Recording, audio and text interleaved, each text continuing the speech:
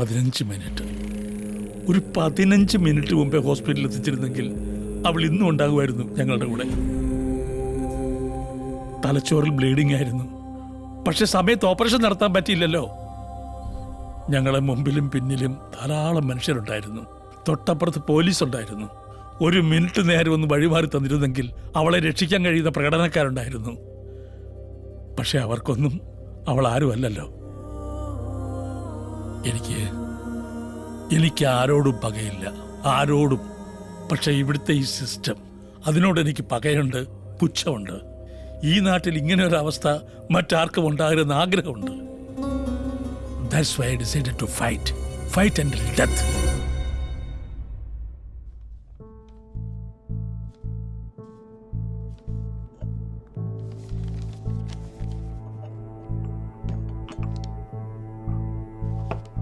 ഹൈക്കോർട്ടിൽ writ കൊടുക്കണം.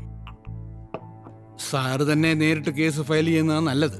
പൊതു താല്പര്യ ഹർജി ഒന്നും കൊടുത്തിട്ട് ഒരു കാര്യമില്ല. 100 അതങ്ങ് ഒതുങ്ങിപ്പോവും.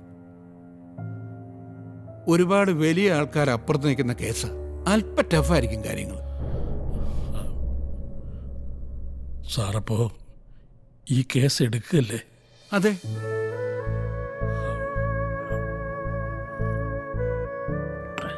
ഇനി സത്യം പറയാം, ഇവിടെ വരുന്നതിന് മുമ്പ് ഞാൻ 4 വക്കീലന്മാരെ കണ്ടു.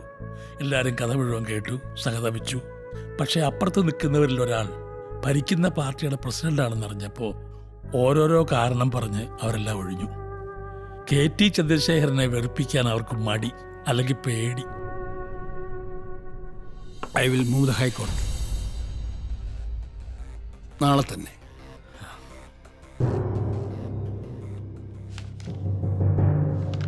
ഈ കേസ് വളരെ വളരെ ഗൗരവമേറിയതാണ്. ഈ ബെഞ്ചിന് മുന്നിൽ വന്നിട്ടുള്ള മറ്റ് സമാന കേസുകളെക്കാൾ ഡിസ്റ്റർബിംഗ് ആണ് ഈ കേസ്. യുവർ ലോർഡ്ഷിപ്പ്, ഈ കേസുമായി ബന്ധപ്പെട്ട റെസ്പോണ്ടൻസിനെയും മെറ്റീരിയൽ വിറ്റ്നസസിനെയും ക്രോസ് എക്സാമിനേഷൻ ചെയ്യാനായി കോടതിയിലേക്ക് വിളിച്ചു വരുത്തണമെന്ന് അപേക്ഷിക്കുന്നു. യുവർ ലോർഡ്ഷിപ്പ്, ഈ കേസ് ബഹുമാനപ്പെട്ട ഹൈക്കോടതിയുടെ ജൂറിസ്ഡിക്ഷനിൽ വരില്ല.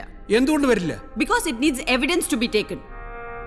യുവർ ലോർഡ്ഷിപ്പ്, ഈ കേസ് ബഹുമാനപ്പെട്ട ഹൈക്കോടതിയുടെ ജൂറിസ്ഡിക്ഷനിൽ തന്നെ വരും. മനുഷ്യാവകാശ ലംഘനത്തിന് ചില കേസസ് ചരിത്രത്തിലുണ്ട്. ഈ കേരളത്തിൽ തന്നെയുണ്ട്. Rajan case, TB Eswara Warrier versus state of Kerala. The High Court has power to take evidence even in a writ petition. Government leader, ഞങ്ങളെ കൊണ്ടാവുന്നതൊക്കെ ഞങ്ങൾ ചെയ്തു എന്ന് ഏറ്റവും ഈസിയായ, ഏറ്റവും ലേസിയായ എക്സ്ക്യൂസസ് ആണ് അഫിഡവിറ്റിൽ ഇവരെല്ലാം പറഞ്ഞിട്ടുള്ളത്. Did you go through that?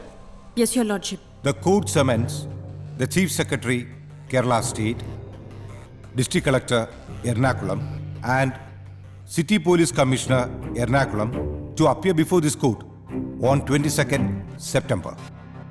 Government leader, ഇവരെല്ലാവരും കോടതിയിൽ ഹാജരാവണം. Yes, your lordship. Issue notice to all these respondents through special messenger. Your lordship, ആ ദിവസം സംഭവ സ്ഥലത്ത് ഡ്യൂട്ടിയിലുണ്ടായിരുന്ന senior civil police officer K. ഉണ്ണികൃഷ്ണനെയും ക്രോസ് ചെയ്യാൻ കോർട്ടിൽ സമൺ ചെയ്യണമെന്ന് അപേക്ഷിക്കുന്നു. Government leader, senior civil police officer K. ഉണ്ണികൃഷ്ണനും സമൻസ് ഇഷ്യൂ ചെയ്യണം as a material witness. Yes, your lordship. If you feel it is necessary, അന്ന് ആര്യയുടെ ബോഡി പോസ്റ്റ്മോർട്ടം ചെയ്ത ഡോക്ടറെയും മെറ്റീരിയൽ വിറ്റ്നസ്സായി സമൻ ചെയ്യാം. The court also summons mister KT Chandrasekhar, state president, people's movement of Kerala, to appear before this court on September 22nd. Your lordship, I represent mister KT Chandrasekhar. Shri Chandrasekhar നൽകിയ സത്യവാങ്മൂലവും അങ്ങയുടെ മുമ്പിൽ സമർപ്പിച്ചിട്ടുണ്ട്. ഞാൻ വായിച്ചു. അതുകൊണ്ട് തന്നെയാണ് അദ്ദേഹം നേരിട്ട് ഹാജരാവണമെന്ന് പറഞ്ഞത്. അദ്ദേഹത്തിന് കുറച്ച് ഹെൽത്ത് ഇഷ്യൂസ് ഒക്കെ ഉണ്ട്. എന്താ, നടക്കാൻ ബുദ്ധിമുട്ടുണ്ടോ? ഇല്ല. സംസാരിക്കാനോ? ഇല്ല. അങ്ങനെയാണെങ്കിൽ കോടതിയിൽ ഹാജരാകാനും ബുദ്ധിമുട്ടുണ്ടാകരുത്. Yes your lordship. Next case.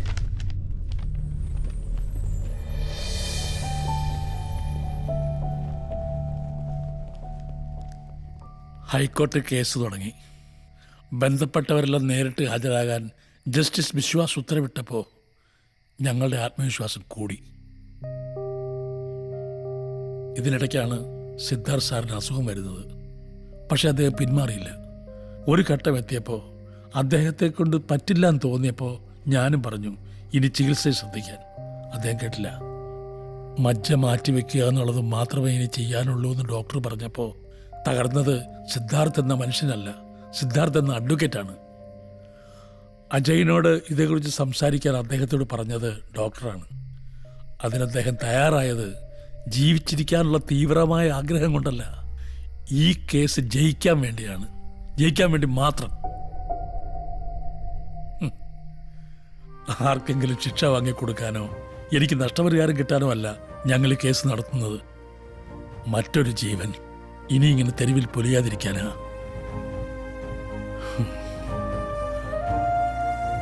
രാവിലെ എഴുന്നേൽക്കുമ്പോൾ ജീവിച്ചു തീർക്കാൻ ഇനി ഒരു ദിവസങ്ങളുണ്ടല്ലോ ദൈവമേ എന്ന വിചാരമാണ് ഞങ്ങൾക്ക്.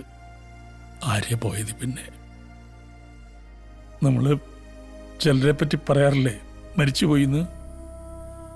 ആര്യയെപ്പറ്റി അങ്ങനെ പറയാൻ ഇപ്പോഴും ഞങ്ങൾക്ക് പറ്റുന്നില്ല. മരിച്ചുപോയി എന്നുള്ള വാക്ക് അവളുമായി ചേരുന്നില്ല.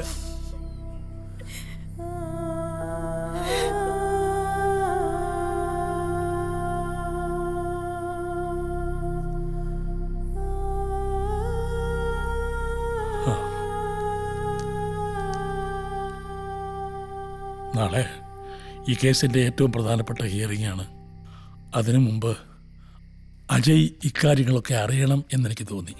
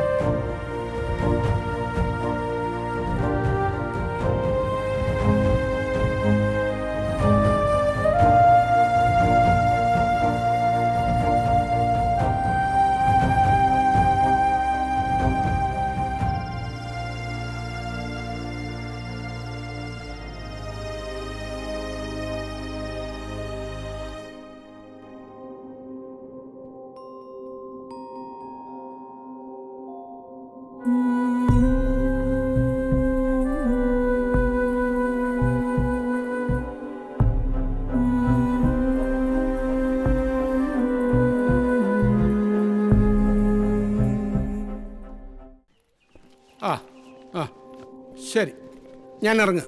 ഓക്കെ. ആ